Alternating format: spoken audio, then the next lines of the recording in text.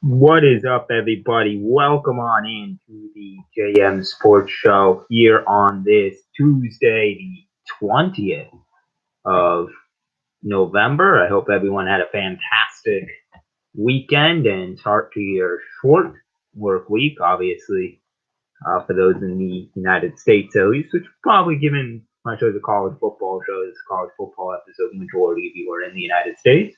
Happy Thanksgiving to y'all. As we are now 2 days away from the great feast, food, family, and football. Three great Fs, and probably one of the best weekends in the sports calendar in the United States, starting on Thursday with the NFL and going through Monday night with the NFL and college football as well. On Saturday, Friday, and Saturday, of course, some big rivalry games. We got Alabama, Auburn, Clemson, South Carolina, Notre Dame, USC, Ohio State, Michigan, Florida State. Um, so many great games, and even when in some of the cases when one team's struggling, one team's doing well, both teams are struggling, they can still be great matchups and a lot of fun. And the games that you circle on the college football calendar, if you're a fan of that team, and you're going to win at least one, you have to win that one. But I have my new top 25, and sorry for lack of streaming in the last month. I've been kind of busy, but hoping to get back on the horse here as we head into the holiday season and I get close to finishing my semester and all that. But we shall see. And but at least you have me for tonight. Here on the JM Sports Show is I am broadcasting live here, and let's start in the top 25. Or I guess I should say top 20. I decided to shorten my work a little bit, and I usually did a top 25. I'm doing a top 20 for this week, really really focusing on those 10. 10 might be even a little generous teams that have a shot at the college football playoff as we get closer. Really, after this week, the playoff bowls will all be announced. This is the final week of the regular season. I guess there's still conference championships, so I stand corrected. There's going to be one more week, the 2 weeks. So this is the last week of the regular season. So a lot of teams will be playing their final regular season games, some playing their final games, period. Other teams, the teams that really have a shot at the playoff, will be playing one more week in the conference championship. Then you have Army Navy, and that gets on Saturday, and it's a very special Saturday. And they should. And then you start kind of the next week getting into the bowl games and get some of the smaller bowl games as well. 40 billion bowls now. I think there's like 45 bowls. A lot of teams get in, so you have like the kind of little like potato bowls and the whatever. But of course, it'll be December 30th. Will be the college football playoff semifinal this year. Both semifinal games will be that night. But that's still more than a month off. We still have to get through rivalry week. We still have to get through the conference championship before we turn our eyes to that.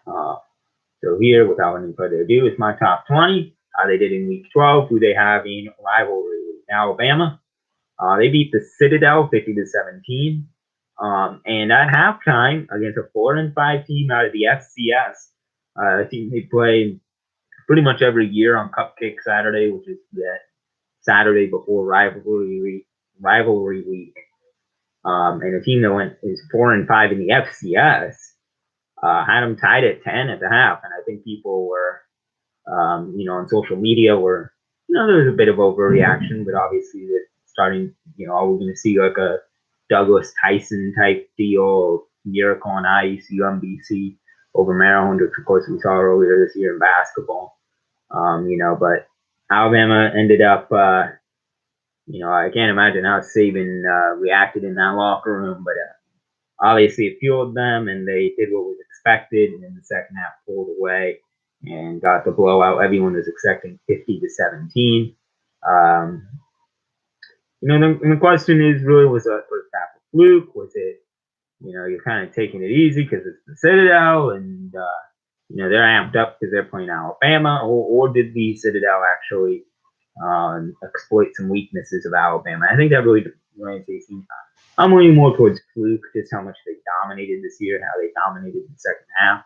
I think it was just one of those situations where you kind of maybe playing at quarter speed. You're not really playing all that hard, and you get a little scaring you in the first half, and then coach sets you right at half, and then you come back in the second half and you really get down to business and work on winning that game and winning it handily. Clemson, they beat Duke 35-6, and they had some troubles as well. I mean, they were trailing 6-0 at the half. They were only up 14-6. Or they were down 6-0 at the end of the first quarter. They were only up by 8 points at the half. But after giving up 127 yards in the first quarter, Clemson managed to clamp down on D. They allowed just 135 yards to the Blue Devils after that, the remaining 3 quarters. Offense also played well in the second half, so you got them up and running. With Alabama plays Auburn, that will be 3:30 Eastern on CBS. And Clemson plays South Carolina in their annual rivalry game. Noon Eastern, that game is scheduled to be on ESPN. And something new I'm also doing, I'm giving you a little bit of TV previews where you can find those games. Just a little extra on this show. From what I can get, some of the games they've announced yet. Notre Dame, they dominated. They beat Syracuse 36-3.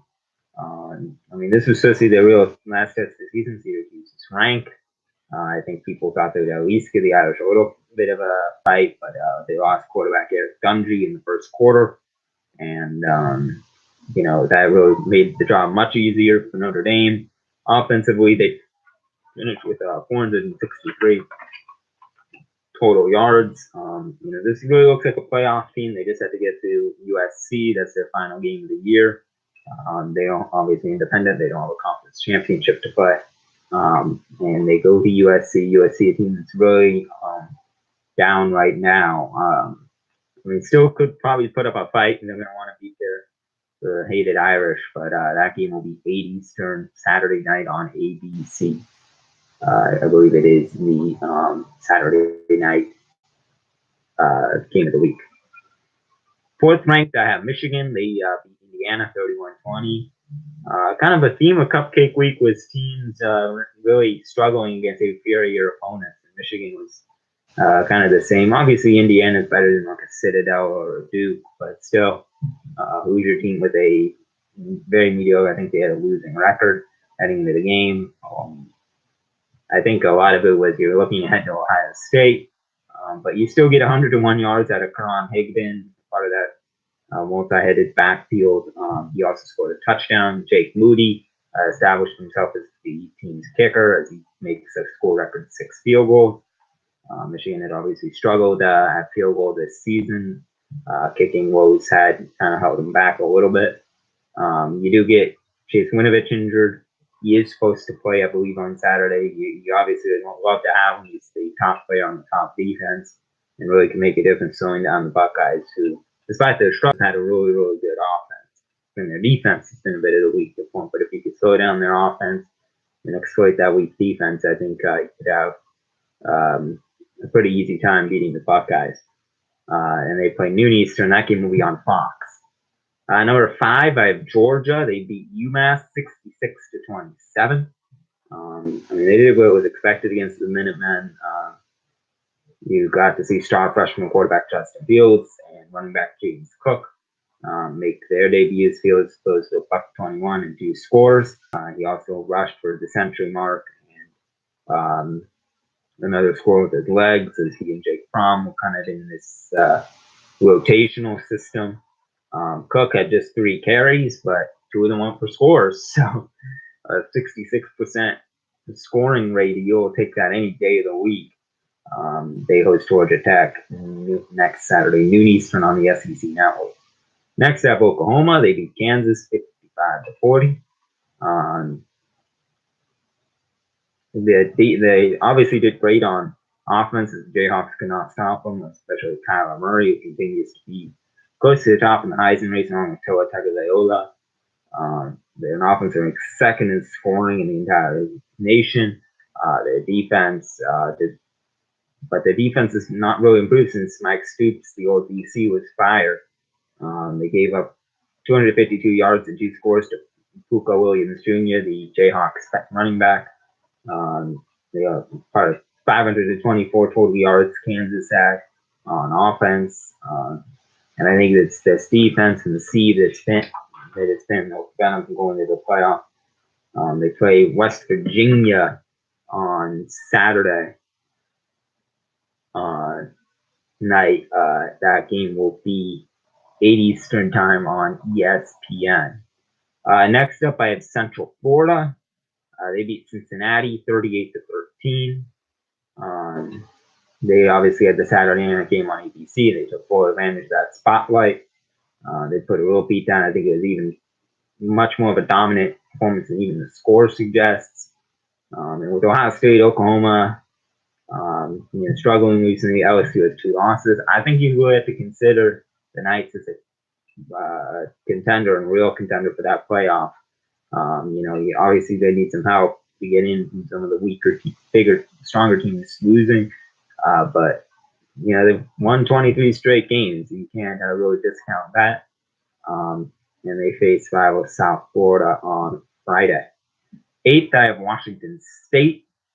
They crushed Arizona 68-28. Another team much like the Knights, rather, they've been overlooked and underrated.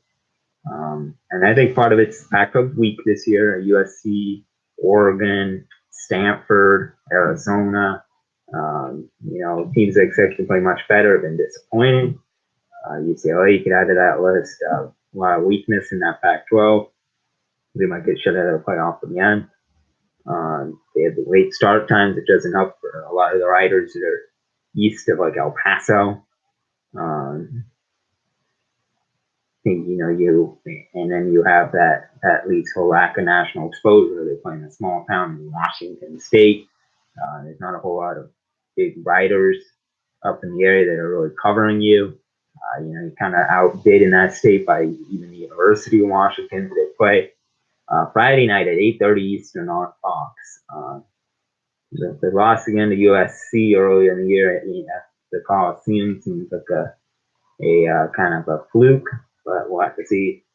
They could be a sneaky team too, but they need to get through Washington on Friday night, and then of course the Pac-12 championship the week after. LSU I have ranked 9th. They crushed Rice 42-10. The Rice Owls, who are at the bottom of ESPN's bottom 10, which is their kind of reverse rankings, or they rank the worst teams.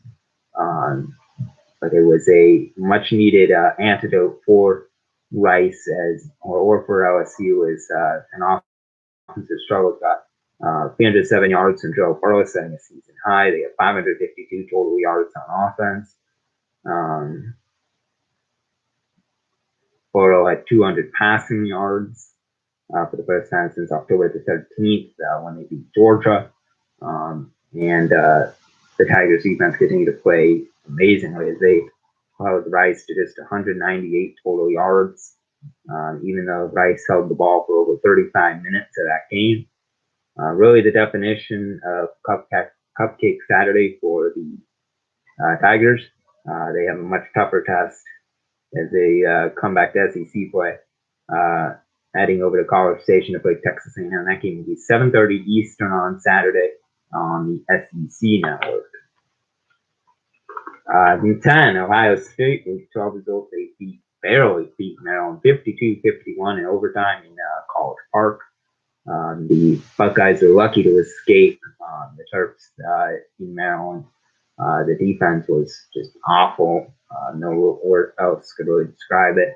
They needed 600 total, 88 total yards on offense from Dwayne Haskins and company, and they still needed, and that just got them a 1-point lead, and they still needed a Maryland failed 2-point conversion to hold on in overtime.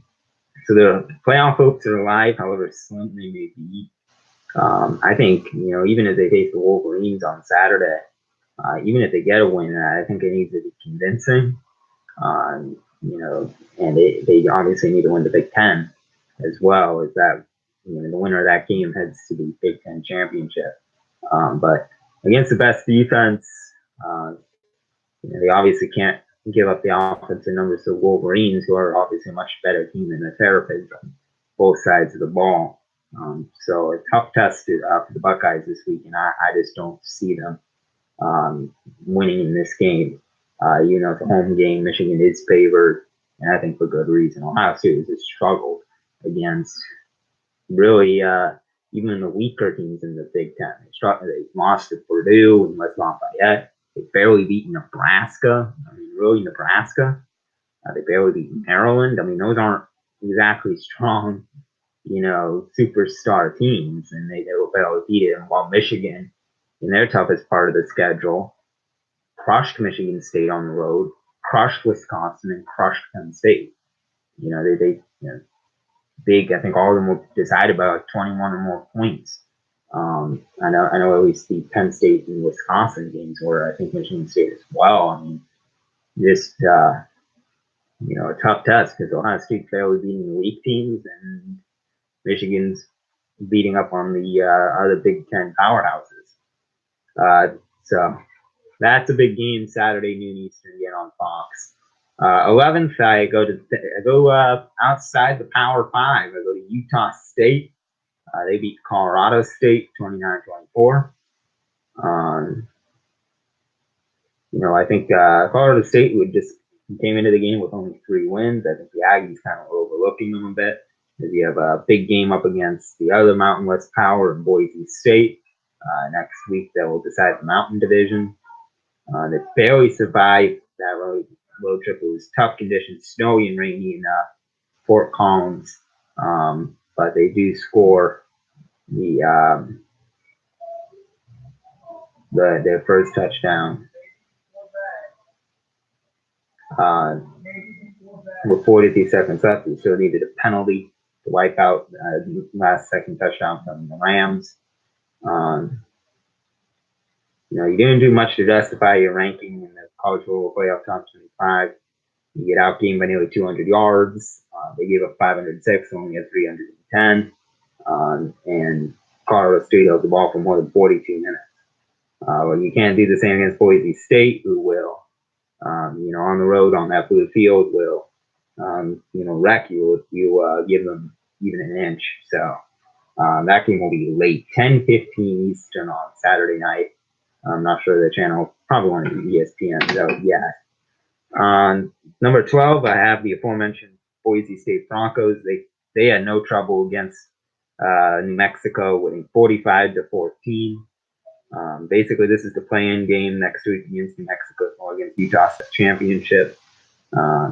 Utah State does have the first place in the Mountain Division. Boise State is second, but the winner would play Fresno State on December 1st in the Mountain West title game. But Boise State looked ready, really, to play anyone, including your Mountain West Power and Utah State, as they crushed New Mexico on Friday night. It was clean, it was efficient, and it's really what the brand of Boise State has come to be known for over the past 20 years, as they've kind of risen even to a little bit of national prominence. Even, obviously you think back to 2007 and the big win in the Fiesta Bowl. That was kind of the watershed moment for Boise State, and they're always the team, even if they're not always, on the top of everyone's mind as a college football power in the Mountain West. They've certainly been, obviously coming over from the WAC to the Mountain West.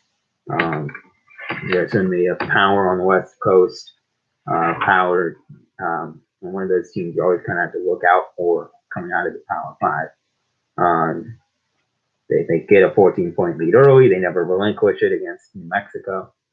And for the Lobos, not a trap game. Almost a trap game for Utah State against Colorado State. It was certainly not a trap game for Boise State and going to New Mexico. 13th, I have back to the Power 5. And going to the Big 12, we have West Virginia. They lose to Oklahoma State 45-41 in a barn burner shootout that's become synonymous with the Big 12 for the last couple of years. I think a lot of people had this circled as an upset potential. It was on the road. It was in Stillwater. But that knocked West Virginia out of the college football playoff race. Oklahoma is, you know, they play next week against Oklahoma. That basically gets you into the Big 12 championship if you win. So they could play kind of ruining for another team, but I don't think they were going to see them in the playoff by any stretch. It could be a Year 6 team. Win would certainly ensure that they're getting the Year 6 loss. They'll probably play kind of the next biggest bowl outside of the New Year's 6. But West Virginia, they need to shore up the defense. They gave 21 fourth quarter points to Taylor Cornelius and the Pokes, and Kyle Murray certainly is an even better quarterback for the Sooners.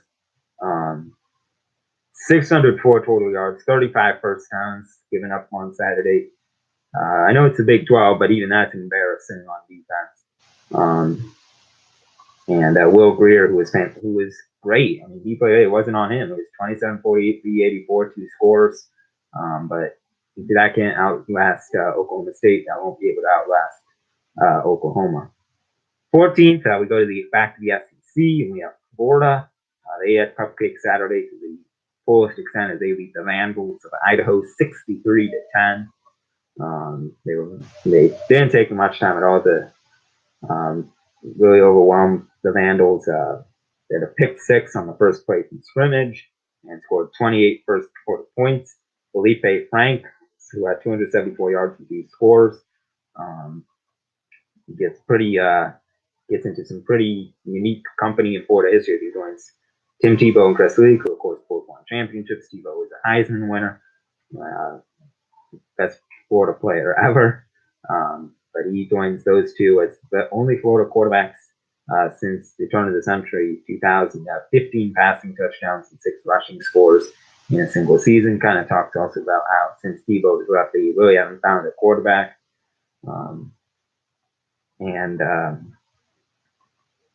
It was their largest win as a ranked team in 9 seasons. And a perfect warm-up as they play another weak team, a surprisingly weak team in Florida State. Florida State certainly doesn't pose the same challenge they normally do. That'll be noon Eastern Saturday. That game will be on ABC. Next up, back to the Big 12. We go 15th in the Longhorns.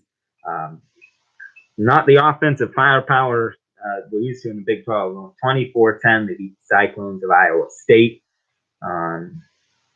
If they win at Kansas this coming week, the Longhorns will get their second chance to beat Oklahoma. Obviously did it the first time in the Red River Rivalry back in October. This one will be for the Big 12 championship if they do beat Kansas, which is expected. They look like a Big 12 title contender on Saturday. They did lose Sam Ehlinger, their quarterback, in the second quarter as they approached halftime. But even without Ehlinger, they didn't really seem to miss him that much as they played the Cyclones kind of this draw at the halftime after taking that first half lead. That's all they needed to do. And they gave up fewest points allowed this season to anyone as they gave up 10 points. The lowest Texas has given up all year. Obviously, you want Ehlinger to return. He re-injured a right shoulder that he had injured earlier in the season. You do have Shane Buechele, who's a good backup, but Texas needs Ehlinger to be formidable. I think you kind of have a week to get him back. I think you could get a win with Buechele at Kansas. That game will be noon Eastern on FS1, but you certainly need him for a Big 12 rematch against Oklahoma in another week's time after Kansas. 16th, we go to the Big 10, and we have the Nittany Lions of Penn State. They beat Rutgers 20-7. Rutgers isn't much of a threat, and Penn State didn't need much from Trace McSorley and company to hold them off. They get a couple turnovers to set up some 2 easy scores. McSorley goes for a $183 through the air, but was less than half completion percentage. But the game was never close. It wasn't much bigger of a spread. It seemed than the 13 points it ended up being. Um, Obviously, without Saquon Barkley, the Nittany Lions aren't averaging the 56 points. And even earlier in the year, when they averaged 56 points in the first 4 games of the year, now it's up to their defense, which held the Knights to 234 yards. That game was in Piscataway, road game for them. Nittany Lions will need more from McSorley, who did become the winningest quarterback in Penn State history with his 30th career victory. And they look for his win number 31 as they hold off Maryland, who put up, of course, the 51 points and 535 yards and much stronger Ohio State. That game will be 3:30 Eastern on ABC. 17th, back to the SEC. Kentucky, they beat Middle Tennessee State 34-23. Obviously, you needed kind of a weaker team to get your cure for the offensive woes, and they did. They failed to crack 17 points in 5 straight games. That ended on Saturday. They got that in the first quarter, and they clinched their first 8-win season since 1984. Still, though, Middle Tennessee State outgained them on yardage, 392-324. Benny Snow Jr. had $116 on rushing, but he needed that to get 26 carries to get that. They're 67, and Middle Tennessee State ranked 67th in run defense. It wasn't as if you were facing stalwarts in that front, and they needed their first score came on a pick 6 by Mike Edwards, 66 yards to the house. They do play in-state rival Louisville, who is slowly and just fired their coach Patino, but its offense might not be even reliable enough to make that a certainty. But I do expect Kentucky to win this week, considering Louisville is very, very weak. 18th, I have Washington. They beat Oregon State 42-23 as they return back west to the Pac-12. Oregon State's the worst Pac-12 team, so the Huskies didn't do much to win. I think this was kind of a little bit too little, a little bit too late in terms of what they were thinking in preseason for being that playoff team. They're not going to be this year.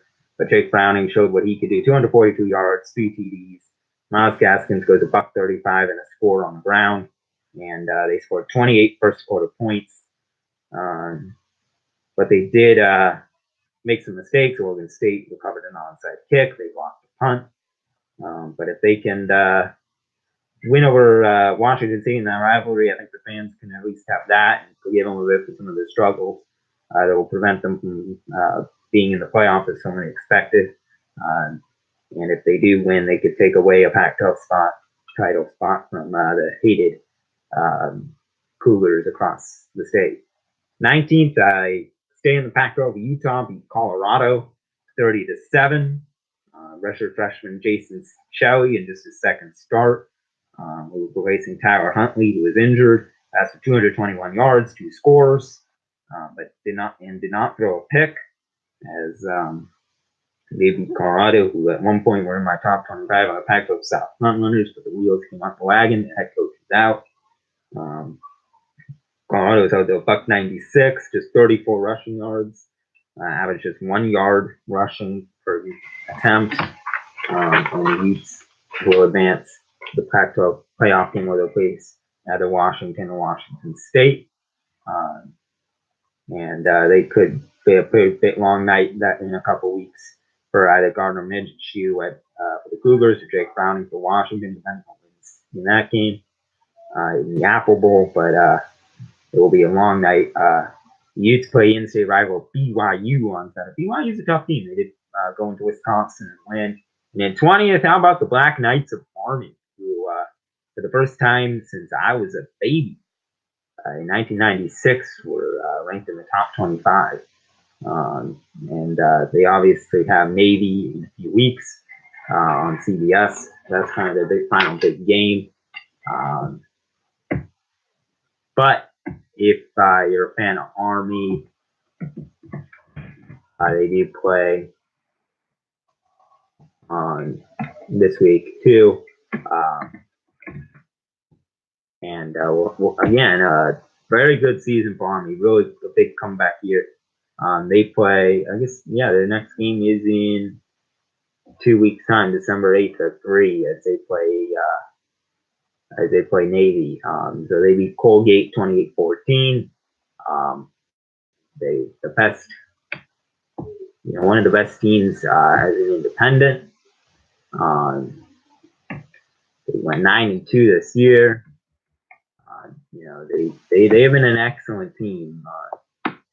How about 6-0 at home, and have won 7 straight. So they look to capture the Commanders and Chiefs trophy in a couple weeks. They look to really be a big title contender.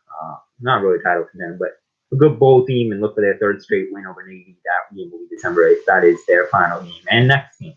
So that is my new top 20. Heading into Rivalry Week, I hope you guys enjoyed, and happy Thanksgiving. Make sure to subscribe to me here on YouTube and follow me on Twitter at jmoney18c. And I'll see you guys next time.